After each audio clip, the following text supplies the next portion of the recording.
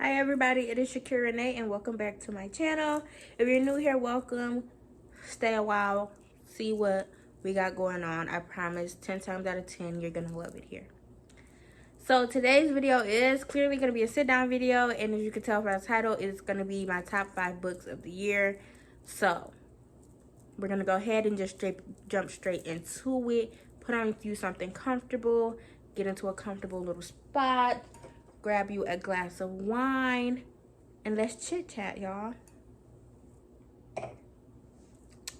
So, just a preface, this video will be all the books in this video will be romance books because I just started back reading in like October of this year. So between October and November, I read maybe like 20-ish books or so.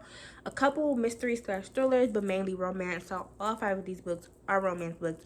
But I'm a romance girl anyways. I like the thrillers, I like all that, but romance is truly where my heart is. So that is what all these books are gonna be. We're just gonna go ahead and jump into the video because I don't want it to make it long. I don't want to make it long and overdrawn. And also know I can talk. I can talk, especially when it comes to these books. I can talk. So I'm gonna try not to give out too much information in case on the plot and stuff. In case you guys have not read these books and you want to pick them up for yourself, you're able to do that. And then if you're new to reading or you're just starting to get back into reading, you can see what I thought about these books and maybe you'll enjoy them. I'm gonna let you know right now, 10 out of 10, you should get all 5 of these books. I believe that deep down in my heart that you should get all 5 of these books. But that's enough chit chatting. Like I said, y'all, I could talk. We're gonna go ahead and get in. So the first book I'm actually rereading right now. I try to do a reread once a month so that I don't feel guilty for buying these books and only reading them once. So the first book is a reread. I'm actually currently rereading it now. And it is Honey and Spice by Bolu Babalola. This was one of the first books that I read when I started back reading. This book is literally chef's kiss. None of these books are in order. They're just like, it was too hard to rank them. But this book right here was so good, y'all. So it's basically enemies to lovers type of thing. And one thing about me, I'm gonna eat an enemies to lover trope up every single time. I kind of, some of the details of this book are kind of a little fuzzy to me, but it's only because when you read so much, you don't remember all the plots. But this book was very good. It's by a Black author, based on Black characters. The Blackness is represented in the book, which I really loved. And then it's just something about Black love that just gets me every time. So if the characters are Black, I'm here for it. So this book was super duper good. Like I said, an enemies to lovers trope. It is based in a college setting, which is something else that I eat up. Like the young love, I eat it up every single time. So enemies to lovers. The writing was very simplistic, really easy to read. It was like I'm trying to think how exactly it was written more so in Kiki's perspective, which I enjoy her perspective a lot. It was just so good, y'all. Like I don't want to give out too much of the book. I don't want to give out too much of the book, but just know this book was good. This is enemies to lovers, college setting. They're both, it's like she's not like she's a good girl, he's the F boy. Like she kind of has, they both have these misconceptions of each other that they basically learn aren't true, and they go to basically fall in love. It's honestly amazing. Honestly, kind of, since this was one of the first books I read back in October, some of the details are a little fuzzy, and I did say I was rereading it, but I'm still kind of early on in the book. But enemies to lovers, I'm gonna eat it up every single time, and I just remember being so in love with this book after it was done. Book 2 is coming out next year, or is it 2024? I don't know, but can't wait for that because I know I'm gonna eat that one up too. All right, speaking of enemies to lovers tropes, let's go ahead on to the next enemies to lover trope, y'all. Next enemy to lover book I have is Restore Me by J.L. Seegers. First off, any book that she writes, I'm gonna eat up. For when I first brought this book, it is pretty thick, but when I first bought this book, I was not fully convinced that I was gonna like it, because it is about like, just based off the synopsis, it was about she falls in love with her ex-husband's best friend. So in my mind, I was thinking, ain't no way you can make that work, you know, like, there's no way you can make that socially acceptable. There's no way you can make it work. But no, she did it, and I ate it up. No crumbs. Ate it up. This is a part of a series. We're gonna get, there's another book in my top 5 from this series, but it's the New Haven series. Enemies to lovers. Dominic and Salome are just amazing. Salome, she's still dealing with her grief, as well as Dominic, and she's learning to love through that. And like, he's just so supportive of her and her her past marriage. And it's literally just, it's a beautiful, this book was beautiful, and it made me cry. Just like how he's like so supportive of her. Like, it was one scene in here where if you haven't read it, you might want to skip this part, but there was a scene in here, if you haven't read it and you want to read it, just skip this part. There's one scene in here, like, Salome sleeps in her ex-husband's t-shirt every night, because just to feel close to him or whatever. So when Dominic first spent the night at her place or whatever, and she's debating, like, should I put the shirt on, should I not put the shirt on?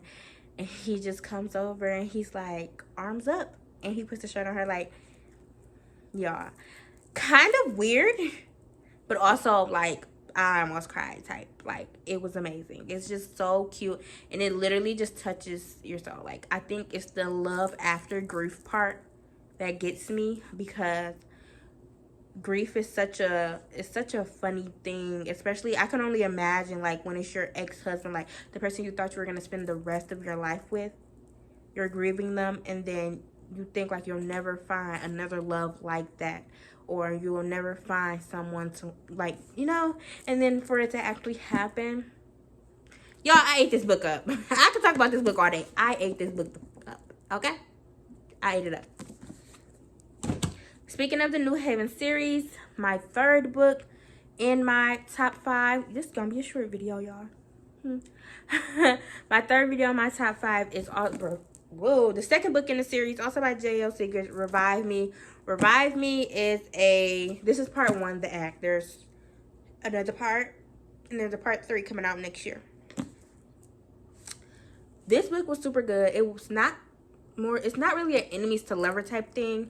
It is a continuation of some of the characters from Restore Me, and it follows Mallory and Chris's journey throughout college. I told y'all, a college trope I'm gonna eat up, an enemies to lover trope I'm gonna eat up every single time. So this one is focused on that. Like, basically, she's dealt with some past trauma, and she kind of in a way leans on him to help deal with that past trauma, and he is dealing with some current trauma, to say the least, and he kind of leans on her for that. But in the end, it kind of all blows up, and it's a great read, you guys. Very simplistic, easy to read, very good. This did not have a happy ending, I won't lie to you guys.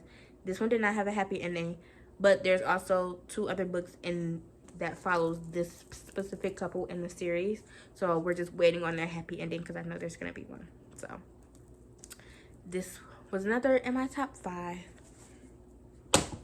And then 4, I told you guys this wasn't ranked, but we're on book 4.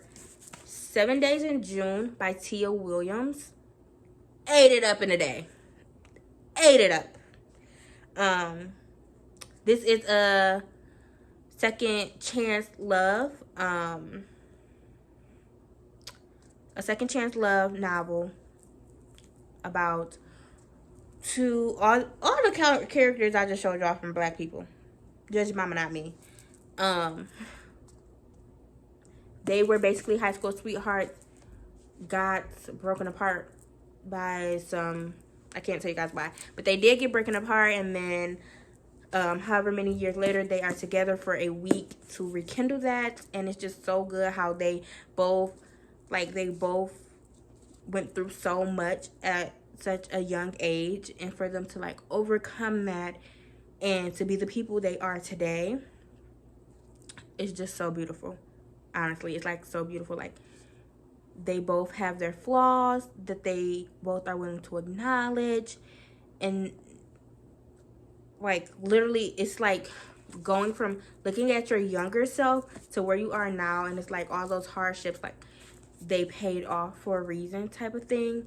And they have 7 days to fall in love again, and it is amazing. It is a roller coaster of emotions, but it is well worth the read.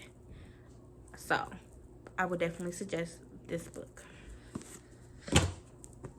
And then another book, I ate this book up in 48 hours. This is my most recent read, is Before I Let Go by Kennedy Ryan. I was about to say Ryan Kennedy. Before I Let Go by Kennedy Ryan.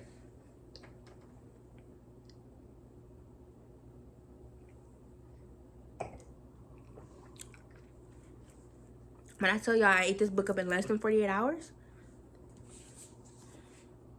these two books I ate up in less than 48 hours. The other ones are a little thick, so this one kind of thick. So this is also a second chance romance. This couple gets divorced, come back together. They get divorced. Well, when the book starts out, they're already divorced. They go through the process of seeing other people just to find out that doesn't work, and they in the end come together. But this story is so deep, it's like had me in tears basically the whole book. I was in tears because it was just so good. It was so beautiful. It was so well written, and I feel like for what this couple went through, it was like, I've never experienced it, but I feel like it was detailed. It was detailed super well. Like, it would make you, like, as an empath, it made me, I know these are fictional characters, y'all. Don't think I'm crazy. I know these are fictional characters, but as an empath, it just made me, like, love, like, it. I just felt every emotion that Yasmin felt, I felt. I promise you. So I would definitely recommend this. Okay? And honestly, y'all, that is the end of my top 5. That was actually pretty quick. I did want to make this a quick video because I didn't want to go too far into what the books are about in case people actually want to read them. But if you are interested in chatting with any of these books, chatting about any of these books, leave me a comment. We can chat. Ooh, sorry, y'all. Leave me a comment. We can chat. DM me on Instagram. We can chat. All that good stuff. So those are definitely my top 5. I do recommend them all. I actually got all these books from Amazon, so I will leave them all linked down below in case you are interested in them. I rated those books all 5 stars. They're all romances based on Black characters by Black authors. Was it intentional that it turned out that way? No. Am I happy it turned out that way? Absolutely. Because I'm for the Black girls. I'm for the Black girls. The Black girls finding love. The Black girls writing love. I'm for all of it. So, with that being said, thank you guys so much for watching this video. I hope you enjoyed it. I enjoyed it. I still got my glass of wine over here, so I'm about to do that and chill out. Drink that and chill out. But I hope you guys enjoyed it. I enjoyed filming this. If you guys are interested in a review of the January books that I read, leave me a comment down below and I will make that video as well, even though I probably already will. Anywho, make sure you like this video, comment, share, all that good stuff. Subscribe to this channel if you are not already subscribed, subscribe and click the little bell so that you're notified every time I post. Make sure you follow me on Instagram so we can chat, and on TikTok so we can chat, and you guys can keep up with my current reads and what I felt about other books over on my TikTok, because I do post book content on my TikTok.